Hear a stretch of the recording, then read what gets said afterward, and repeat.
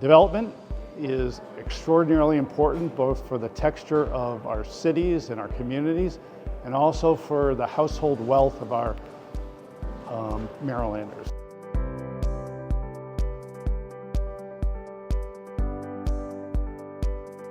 This is a cohort of development talent that currently is not sufficiently at work in the state. This is a very high priority for the governor, and so we are keen to encourage the involvement of these developers with rebuilding historically disinvested, historically redlined neighborhoods in the state of Maryland. And the governor has made those two things really critical priorities: building wealth among people who've historically been excluded from the opportunities to obtain it.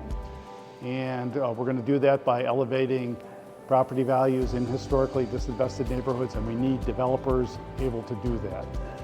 Development's not easy. It takes extraordinary perseverance, but there's a lot of human capital available to be involved, and the state wants to be a partner to that. And so we're interested in talking with anybody who thinks that they can move ahead in that domain.